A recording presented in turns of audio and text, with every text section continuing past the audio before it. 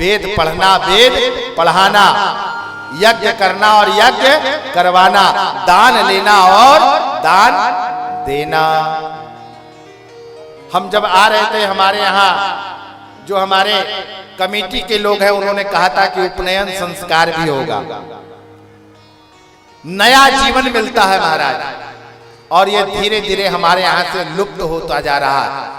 ये यज्ञोपवीत कोई साधारण नहीं है। यज्ञोपवीतम परमम पवित्रम प्रजापतिस्ता सहजम पुरस्ताद आयुष्यमग्रम प्रतिमुंज शुभ्रम यज्ञोपवीतम बलमस्तु तेजा। याद रखना, जिस परिवार में यज्ञोपवीत रूपी संस्कार अगर लुप्त हो जाएगा, एक दिन तुम्हारा परिवार नष्ट हो जाएगा, तुम्हारी पीढ़ी नष्ट हो जाएगी। इसलिए सब कुछ छोड़ना, यज्ञोपवीत संस्कार मत छोड़ना, और जितना हो सके अगर बाल्य अवस्था में ही दे दो तो बहुत अच्छी बात है। क्योंकि आजकल एक कुप्रथा चल गया, जब बुढ़ा हो जाएगा, शादी होने वाला होगा, उस समय यज्ञोपवीत संस्कार दिया जाता है। डूब मरना चाहिए वो सब। इसलिए यज्ञोपवीत हमारे जीवन में कभी भी यह संस्कार लुप्त नहीं होना चाहिए। हाथ जोड़ करके विनती है, ब्राह्मण, वैश्य, शूद्र, क्षत्रिय, क्षत्रियों तक का यज्ञोपवीत संस्कार धारण करना चाहिए, और ब्राह्मणों को तो जरूर करना चाहिए, त्रिकाल संध्या करना चाहिए। धीरे धीरे अगर कहीं विहीनता हो रही है तो ब्राह्मण समाज में ही आज हो रहा है। हमारे बाकी तो छोड़िए, कई हमारे ब्राह्मण देवता ही बिना यज्ञोपवीत के रहते हैं, बिना शिखा का, बिना सूत्र का, बिना तिलक का। अरे महाराज, मेरा शास्त्र कहता है कि जो ब्राह्मण का बिना तिलक का दर्शन हो जाए वो समझो वो ब्राह्मण ब्राह्मण नहीं, वो साक्षात चांडाल के समान है। तुमने चांडाल को देख लिया। इसलिए अपने धर्म संस्कृति को बचाए रखो, यह आप सबका परम कर्तव्य है। और इसके लिए हमारे जितने भी कमेटी के लोग हैं, यज्ञकर्ता, यजमानगण, ये बहुत साधुवाद के पात्र में है महाराज। इनकी कड़ी मेहनत और परिश्रम का फल है जो आज इतना बड़ा यज्ञ संपादित हो रहा है। एक बार जोरदार करतब ध्वनि से हमारे इन सभी यज्ञकर्ता के जितने भी हमारे यजमानगण हैं सबको खूब शक्ति प्रदान करें। आपने सुना होगा अमित जी, आपके जितने हमारे सब यजमान बैठे हैं, मैं एक दृष्टांत आप सबको बताता हूं। एक बार की बात है कि पंडित मदन मोहन मालवीय जी का नाम आप लोगों ने सुना होगा, सुना है?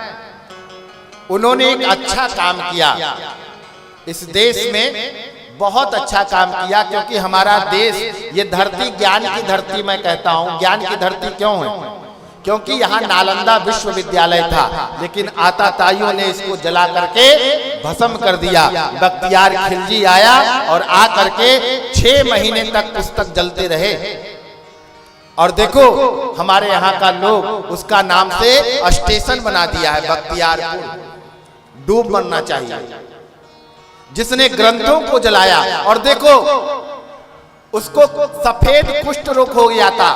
खिलजी का भांजा था बख्तियार, 1200 घोड़ा लेकर के, और वो जामा मस्जिद दिल्ली से चला था। और जब बिहार में आया तो उसको सफेद कुष्ठ रोग हो गया। अब वो सारे डॉक्टर हकीम को दिखा करके थक गया, उसका रोग ठीक नहीं हुआ। तब एक लोगों ने कहा उसी का हकीम कि देखो हम तो ठीक नहीं कर सकते, लेकिन ठीक करने वाला बता सकते हैं। तो बोला बताओ। बोले तुम नालंदा जाओ और वहां पे नालंदा विश्वविद्यालय है, वहां पे ऐसे ऐसे आयुर्वेदाचार्य हैं जो एक लेप दे देंगे, उस लेप लगाने से तुम्हारा कुष्ठ रोग ठीक हो जाएगा। बख्तियार खिलजी ने सोचा कि अच्छा ऐसा भी हो, सारे डॉक्टर थक गए और सनातनियों के पास ऐसा ज्ञान है। वो आया परीक्षा लेने के लिए आया, तो हमारे आयुर्वेदाचार्य ने कहा, जैसे आयुर्वेदाचार्य हमारे संतोषानंद जी आए हुए हैं, उन्होंने कहा कि ये फाकी फाकनी पड़ेगी। अब उसने सोचा ये फाकी तो काफिर की है, क्योंकि उसके यहाँ महाराज काफिरों को मारने काटने का इजाजत है, उनके ग्रंथ कहते हैं। और उनको 72 हूरें मिलेंगे, उसके लिए जन्नत मिलेगी, उसके लिए वो सब चीजें करते हैं। लेकिन उन्होंने कहा कि ये काफिर के दवाई हम नहीं खाएंगे, हो सकता है कुछ प्रसाद मिला के दे दिया हो तो हम तो भ्रष्ट हो जाएंगे। बताओ कैसी मानसिकता। तब कहा कि और कोई उपाय हो तो बताओ। तो हमारे वैद्य जी ने कहा कि क्या कुरान पढ़ते हो? बोला हाँ डेली पढ़ता हूं। तो बोला ठीक है, अपनी कुरान की किताब ला करके हमें दे देना। हमारे वैद्य जी ने क्या किया, अपनी जो दवाई थी वह कुरान की किताब में लेप लगा दिया। और देखते होंगे उन लोग जब कुरान पढ़ते हैं तो उन लोग थूक लगाते हैं, थूक लगाया फिर पन्ना पलटा, यानी जितना हम काम करते हैं सीधा उस सारा उल्टा काम वो करते हैं। हम सूर्य को पूछते हैं तो वो चंद्रमा को पूछते हैं, हम दिन को पूछते हैं तो रात को पूछता है, हम तवा सीधी रोटी में तवा सीधी पे रोटी बनाते तो उन लोग तवा भी उल्टा कर देता है ना, यानी सारी चीजें उल्टा होता है उनका। तो उन्होंने जब किताब, हम लोग कभी भी थूक लगा के किताब नहीं पढ़ते, लेकिन उन लोग स्पेशली थूक लगा के किताब पढ़ते हैं। तो वो थूक लगाया तो वो लेप जो है वो चाटता गया, वो लेप चाटते चाटते उस लेप का प्रभाव ये हुआ कि उसका कुष्ठ रोग ठीक हो गया। अब जैसे वो ठीक हुआ तो देखो कितना क्रूर होता है इन लोग। ऐसे नहीं, आज अफगानिस्तान, पाकिस्तान, बांग्लादेश आज जो हो रहा है, कौन है क्या कर रहा? जहां हिंदू नहीं है, जहां और कोई नहीं है, वहां आपस में लोग मर रहे हैं, सिया सुनी में मर रहा है ना, एक दूसरे में, क्योंकि इसका है ही ऐसा धर्म। और ये धर्म नहीं, ये तो मजहब है महाराज। धर्म वही है जो धारण किया जाए, और धर्म अगर संसार का कोई है तो वो मात्र केवल मात्र सनातन है, जो आदि है और अनंत है, आज भी है, कल भी है और आगे भी रहेगा, वो है सनातन। अब बताओ, वो उसका बीमारी ठीक हो गया, अगर इस जगह पर कोई हिंदू होता तो उसके बदले में सोना चांदी हीरा मोती जवाहरात देता। लेकिन देखो उसकी मानसिकता, उसने ठीक होने के बाद सोचा कि अगर ये जिंदा रहा तो ये सनातन का नाम होगा, इसलिए उसने तुरंत जो है अपने सैनिकों को बुलाया और कहा इसमें आग लगा दो। 6 महीने तक हमारी पुस्तकें जलती रह गई। अगर आज वो ज्ञान रहता तो आज अमेरिका, जापान, पेरिस डेवलप नहीं करता, हमारा भारत डेवलप करता, और भारत आज विश्व गुरु पद पर प्रतिष्ठित रहता।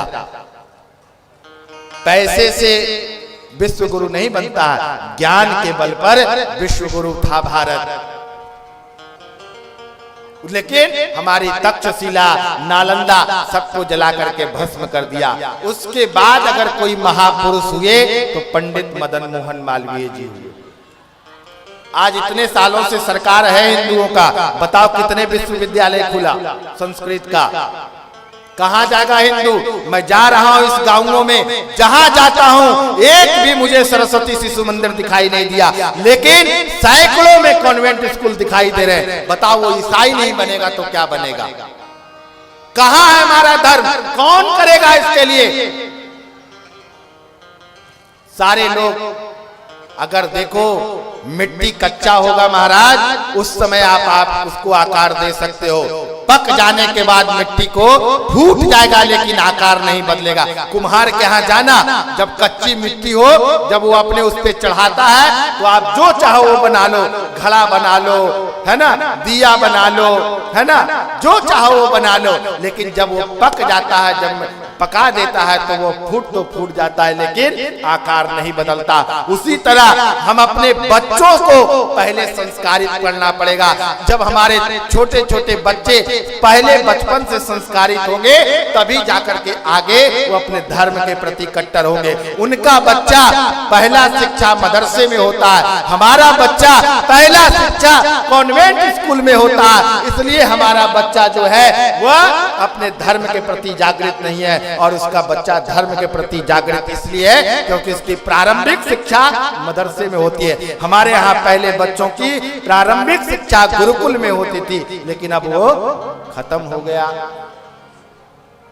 इसलिए गुरुकुल की शिक्षा ही हिंदुओं को बचा सकती है, गुरुकुल की शिक्षा ही हिंदुओं को जागृत कर सकती है, और गुरुकुल की शिक्षा ही इन विधर्मियों से लड़ने की ताकत दे सकती है। बाकी दूसरा कोई उपाय नहीं है। कितना भी करते रहो जय श्री राम, कुछ नहीं होने वाला। धरातल पे काम करना पड़ेगा। आपके मंदिर में एक जो है आजकल क्या चलने लगा, घंटी बजाने वाला भी कोई नहीं रहा, पलक लगाते हैं, मशीन घंटी बजाता है। डूब मरना चाहिए उन क्षेत्रवासियों को जहां इस तरह की जो है म्यूजिक के द्वारा इस तरह का भगवान का आरती और पूजा हो रहा। आज देखो उसके यहाँ रोड पर उसको पढ़ना पड़ता है और तुम्हारे मंदिर खाली है। क्यों? क्योंकि गुरुकुल की शिक्षा लुप्त हो गई। तुम्हारे बच्चे ईसाई बनते जा रहे हैं और वह दिन दूर नहीं कि एक दिन हिंदू घटते घटते हिंदू समाप्ति की ओर चल गया। इसलिए अब भी समय है, जाग जाओ। ये भ्रम में मत पड़ो कि हम 80% हैं। कुछ मुट्ठी भर लोग आए थे और हमारे देश में राज करके चले गए। उस समय भी आज से कहीं ज्यादा राजा मजबूत थे, आज से कहीं ज्यादा राजा धनवान थे हिंदू, लेकिन उस समय मुट्ठी भर लोग आया हमारे ऊपर राज कर लिया। आज हम किसी और के भरोसे बैठे हैं। ये आज हैं, कल चले जाएंगे। इसलिए हिंदुओं को सशक्त होना पड़ेगा अपने धर्म के प्रति, अपने समाज के प्रति, अपने कार्य के प्रति, अपने जितने भी हमारे परिवार है, समाज है, उनके प्रति एकजुटता लानी पड़ेगी। तभी हमारा हिंदुत्व, तभी हमारा सनातन जागृत होगा। तो पंडित मदन मोहन मालवीय जी का देन है कि आज जितने यहाँ विद्वान बैठे हैं उसमें सारा विद्वान अगर कहीं है तो संपूर्णानंद संस्कृत विद्यालय काशी हिंदू विश्वविद्यालय का देन है, जहाँ से पढ़ करके आप सबके बीच में आकर के आपको दिव्य कथा का रसपान कराते हैं और सुंदर सुंदर श्लोकों का वाचन करते हैं। उसके बाद मालवीय जी के बाद किसी ने इतना बड़ा विश्वविद्यालय का निर्माण कराया हो तो मुझे बताओ।